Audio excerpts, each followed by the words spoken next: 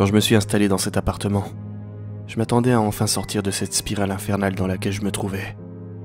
Je n'arrivais plus à prendre soin de moi, de ma santé.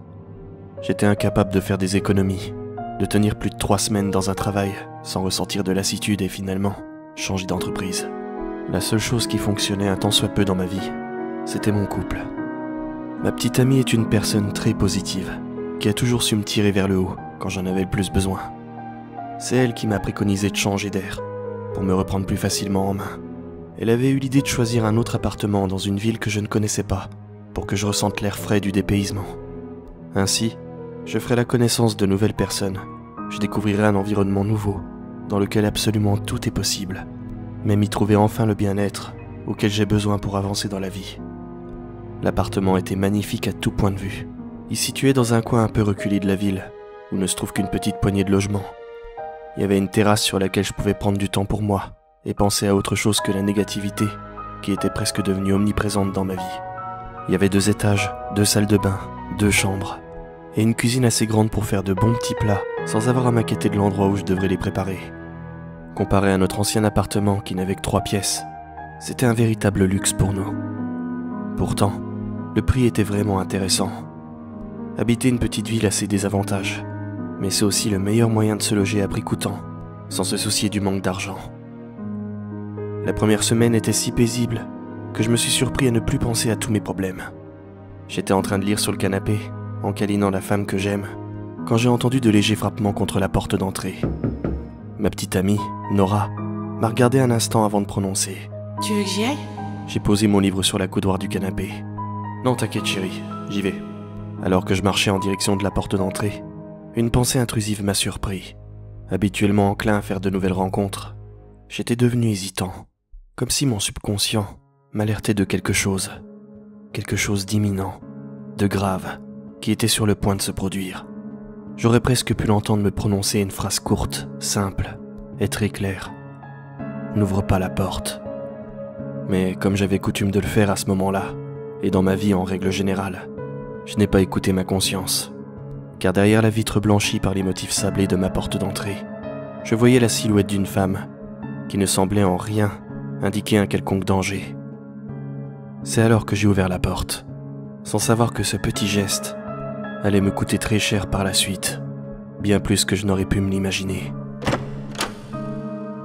Sur le pas de la porte se trouvait une dame assez âgée, d'environ 70 ou 75 ans. Elle arborait un sourire chaleureux. Sa longue chevelure grise lui tombait au milieu du dos. Ses yeux d'un bleu profond me fixaient intensément. Elle tenait dans ses mains quelque chose emballé dans du papier journal. Elle portait une robe à fleurs roses qui se balançait légèrement au rythme de la brise matinale. Avant que je n'ai eu le temps de dire bonjour, elle a prononcé « Je m'appelle Catalina. Je suis votre voisine d'à côté. Vous savez, la petite maison au toit gris. Je vous ai apporté du gâteau. Vous aimez le raisin sec, j'espère. » Elle m'a dit cela en tendant le paquet qu'elle tenait dans ses mains. « Enchanté, Catalina. Je m'appelle David. Vous avez une très jolie maison d'ailleurs. Je l'ai fait remarquer à mon ami en arrivant, » lui disais-je en saisissant son paquet. « C'est vraiment très gentil pour le gâteau. Et oui, j'adore les raisins secs. » Quand j'ai attrapé le gâteau, je me suis rendu compte qu'il était assez dur au toucher, comme s'il était fait d'un bois très solide et robuste. « C'est parfait. Je l'ai fait spécialement pour vous. » Merci beaucoup, Catalina. C'est très gentil. Vous...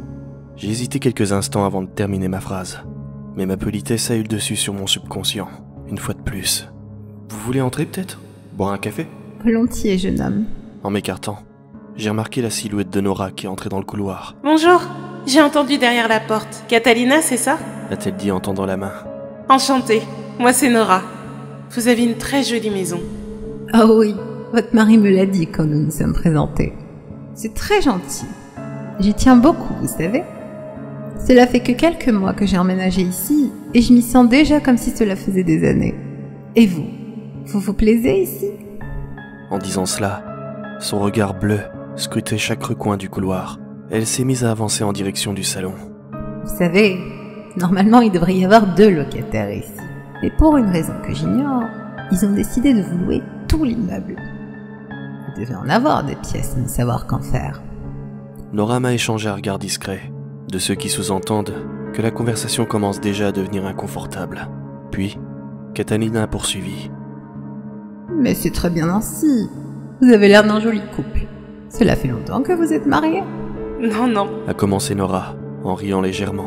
nous ne sommes pas encore mariés. Mais ça fait déjà un petit moment qu'on est ensemble. 4 ans à vrai dire. Avait-elle dit en tirant une chaise. Asseyez-vous, je vous en prie. Catalina avait ensuite abordé tout plein de sujets différents, concernant notre vie, nos travails respectifs, nos hobbies, et d'autres choses sans importance.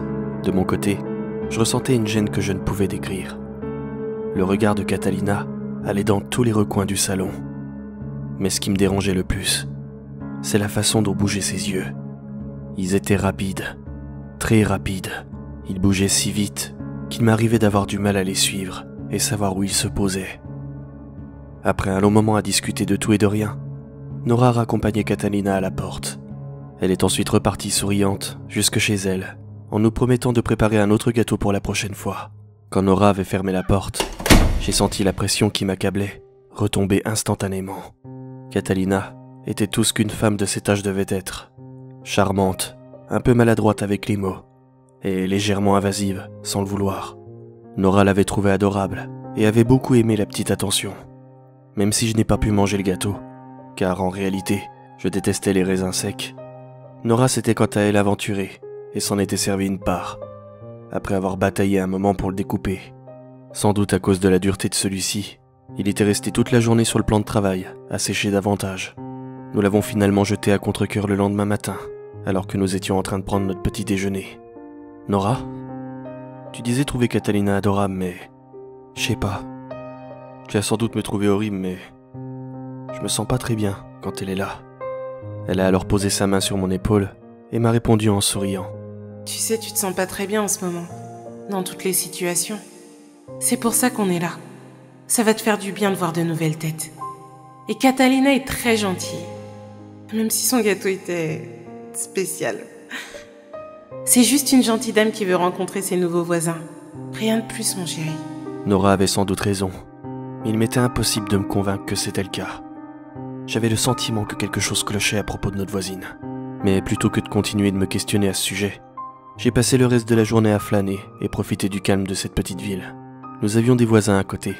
Une voiture grise se trouvait toujours garée devant chez eux. Je me suis alors dit que je devais peut-être leur rendre une petite visite dans la semaine, question de m'intégrer davantage dans le voisinage. Dans la chambre ce soir-là, juste avant de m'allonger sur le lit, j'ai senti quelque chose d'étrange. Des frissons ont parcouru toutes les chines, et j'ai eu le sentiment que quelque chose était en train de me fixer. Je me suis alors retourné en direction de la fenêtre, et si je n'avais pas eu le mur contre mon dos à ce moment-là, je serais sans doute tombé par terre. Quelqu'un, ou quelque chose, venait de passer à toute vitesse derrière la vitre de ma chambre. Vu qu'il faisait très sombre dehors, je n'ai pu apercevoir qu'un seul détail. De longs cheveux gris. Immédiatement, je me suis précipité à la fenêtre, l'ai ouverte, et me suis penché pour tenter de voir ce qui venait de passer. J'ai scruté toute la cour, le cœur battant la chamade. Mais après quelques minutes à observer la pénombre, je n'ai rien vu. Il n'y avait personne. Pourtant, vu la vitesse à laquelle j'ai couru en direction de la fenêtre, c'était presque impossible pour la personne de se cacher en un laps de temps aussi court. Seulement, c'était bien le cas. Il n'y avait personne dans la cour, et la seule chose qui résonnait était le bruit du vent qui venait doucement s'infiltrer à l'intérieur de la chambre. Pendant un instant, je me suis demandé si je devenais pas fou. Mais mon regard s'est alors posé sur la maison au toit orangé de ma voisine Catalina. Ce que j'y ai vu m'a tétanisé d'effroi. Il y avait une silhouette sur le toit, juste à côté de la cheminée. Elle se tenait parfaitement droite et semblait tourner en direction de ma maison. Ses longs cheveux flottaient et ondulaient sur son épaule. Vu qu'il faisait très sombre à l'extérieur, je n'ai remarqué qu'un autre élément qui m'a foudroyé de terreur. Ses doigts. Ils étaient longs, très longs, et terminés en pointe. Ils avaient la forme de pattes de migale géantes. Chérie ? Je m'étais rarement fait aussi mal à la tête qu'à ce moment-là, tant je m'étais cogné avec force contre le volet roulant de la fenêtre. Vite, viens voir ça, regarde. Mais la silhouette n'était déjà plus là. Pendant les quelques microsecondes où je m'étais tenu la tête baissée, elle s'était volatilisée. Mais qu'est-ce qui se passe ? Elle s'était alors penchée par la fenêtre, Puis après un instant à regarder à l'extérieur, elle a prononcé « Qu'est-ce que t'as vu ?» Alors que je me tenais la tête à cause de la douleur. Après un petit moment de réflexion, j'ai répondu « Non, rien, je crois que j'ai halluciné. Va terminer ta douche, chérie, je suis désolé. » Elle m'a alors prise dans ses bras, m'a embrassé et m'a promis que tout allait bien se passer, que ses angoisses allaient finir par disparaître complètement. Je n'avais jamais été sujet aux hallucinations visuelles, malgré ma grande anxiété. Et même si tout portait à croire que c'en était une, je n'y croyais pas.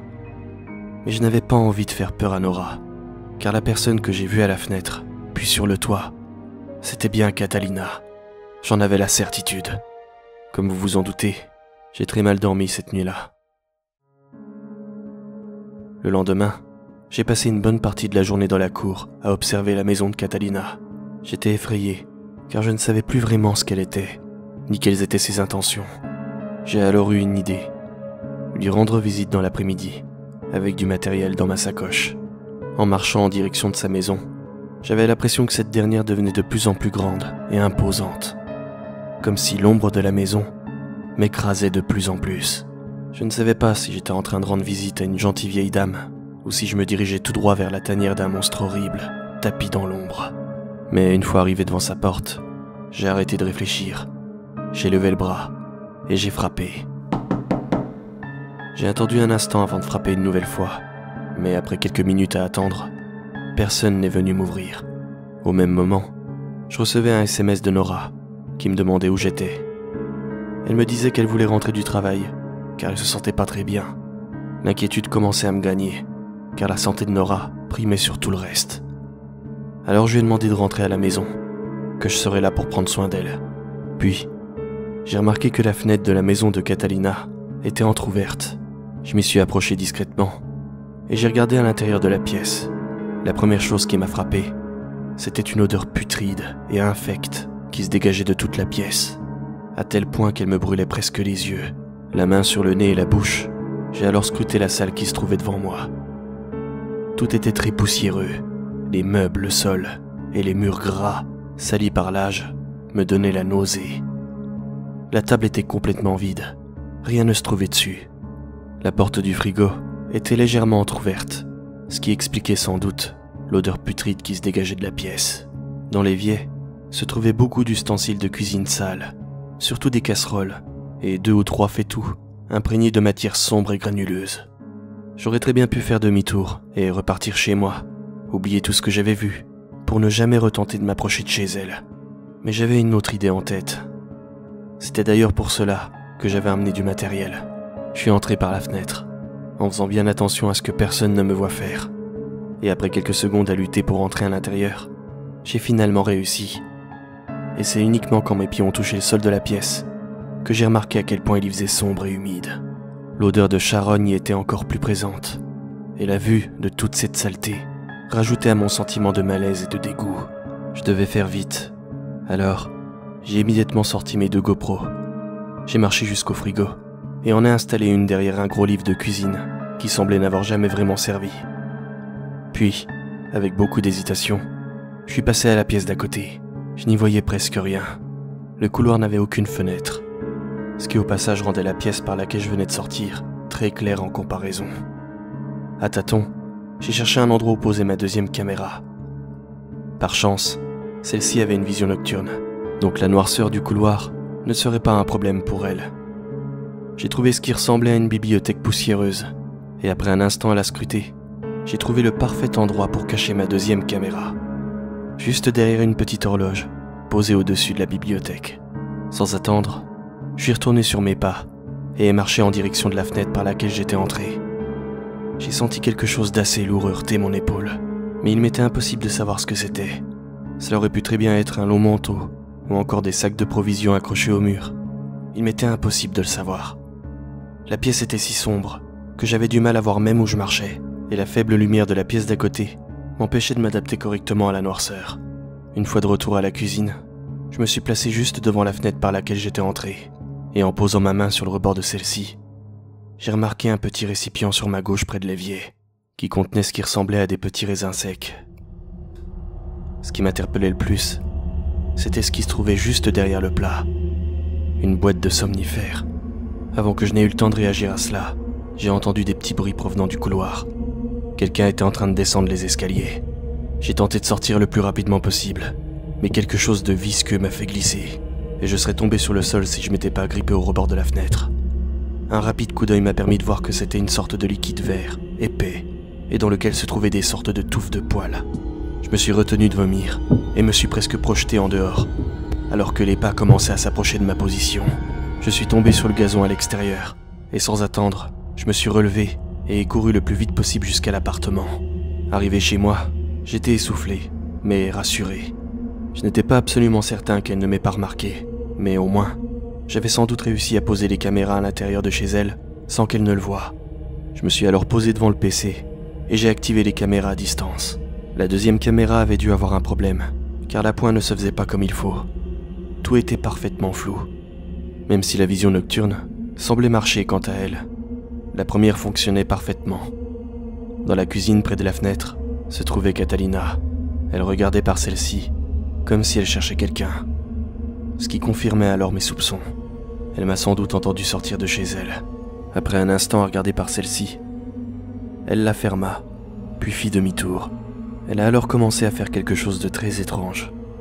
Catalina marchait, lentement, autour de la table. C'est comme si elle faisait les 100 pas pour réfléchir, mais les bras ballants, et son regard clair et profond, complètement vide. Puis, elle s'arrêta devant le frigo et tira la porte. L'image que j'ai eue sous les yeux m'a alors confirmé que la terrible odeur qui se dégageait de chez elle venait sans doute de là. Je ne pouvais pas voir l'intérieur de celui-ci, mais j'ai pu voir Catalina en sortir une tranche de ce qui semblait être de la viande, noircie par le temps, de laquelle tombaient des morceaux de chair qui venaient s'écraser sur le sol. Puis sans attendre, non loin devant la caméra, elle a ouvert la bouche pour manger. La surprise a failli me faire tomber de ma chaise, car sa bouche, ou plutôt devrais-je dire sa gueule, s'est ouverte dans un déchirement macabre. Le son a résonné si fort dans mes écouteurs que j'ai failli les retirer. Je parle de gueule, car des dents pointues et courbées sortaient de ses gencives noires et sanglantes. À chaque morceau qu'elle avalait, je remarquais un peu plus que sa bouche était grande, bien trop grande pour être humaine. La mâchoire du bas semblait avoir du mal à tenir et paraissait complètement déboîtée alors qu'elle mastiquait lentement. J'étais horrifié de ce que je voyais. Ma voisine n'était pas humaine, mais pire encore, je ne savais pas du tout ce qu'elle était. Elle posa le reste de la viande à l'intérieur du frigo, et dans un mouvement étrange et désarticulé, elle marcha en direction du couloir. Ses jambes tremblaient étrangement, comme si elle était la poupée d'un marionnettiste hors du champ de la caméra. Et lentement, elle se glissa dans la noirceur de l'autre salle. J'ai switché de caméra, en espérant que cette fois-ci, elle avait réussi à faire la pointe. Au début, ce n'était pas le cas. L'image paraissait toujours aussi floue, mais quand elle a violemment refermé la porte derrière elle, le couloir était plongé dans une obscurité totale, et enfin, la caméra a réussi à faire la pointe. Et c'est à ce moment-là que j'ai failli tomber dans les pommes. J'étais pourtant prêt à tout voir, absolument tout, mais pas ça. Ce n'était pas une grande veste ou des réserves de nourriture contre lesquelles j'avais buté en sortant du couloir. Il s'agissait en fait de 2 énormes cocons, et dans ceux-ci se trouvaient 2 personnes, 2 adultes. Leur visage était parfaitement visible. Ils semblaient comme figés dans un rictus de douleur et de terreur absolue. Catalina a alors posé sa main sur l'un d'eux, et ses doigts se sont mis à grandir, jusqu'à atteindre la même taille que lorsqu'elle se trouvait sur le toit de la maison. Puis l'instant d'après, elle a enfoncé profondément ses doigts dans l'un des cocons, pour tirer vers elle le cadavre qui s'y trouvait. Je n'ai pas pu me retenir, et j'ai vomi directement devant le PC. Sans attendre de me remettre de mes émotions, j'ai couru le plus vite possible jusqu'à mon téléphone, et j'ai composé le numéro de la police. La voix tremblante, j'ai peiné à leur expliquer la raison de mon appel. Alors, je leur ai simplement dit qu'il fallait qu'ils viennent à tout prix ici, que j'étais probablement en danger, que la voisine d'à côté avait pété les plombs et avait tenté de m'agresser. Leur raconter la vérité m'aurait fait gagner un aller simple en hôpital psy. Alors j'ai préféré attendre leur venue avant de leur dire quoi que ce soit d'autre. Alors que je les attendais, en faisant les 400 pas, je commençais à sentir la panique me submerger. Il fallait que je surveille la créature, avant que l'envie ne lui vienne de venir jusqu'à chez moi pour m'attaquer. Mais quand j'ai regardé les 2 caméras, elle ne se trouvait sur aucune d'elles. Je me suis alors empressé de courir jusqu'aux fenêtres pour fermer tous les volets. Une fois que c'était fait, je me suis dirigé jusque dans la chambre et je me suis empressé de fermer le tout dernier volet. C'est à ce moment-là que je l'ai vue, dans ma cour. Elle marchait à 4 pattes, avec une rapidité surnaturelle, et chacun de ses mouvements faisait craquer toutes ses articulations. Ses bras et ses jambes étaient affreusement longs et semblaient même couverts d'une épaisse fourrure. Elle a levé la tête en ma direction, et c'est alors que j'ai remarqué ses horribles yeux. Au lieu d'avoir une pupille comme tout être humain, elle en possédait plusieurs. Les mains tremblantes, je me suis empressé de tirer le volet, mais j'ai immédiatement senti une résistance. En quelques secondes, elle était passée de la cour au 2e étage de l'appartement et tenait fermement le volet que je tentais de fermer. J'entendais ses râles profonds et crispants de derrière les pales de bois, et sa force était si grande que j'ai dû m'aider du mur et mes pieds pour tirer davantage après l'armature métallique du volet pour tenter de le refermer. Mais même comme ça, je sentais que j'allais lâcher.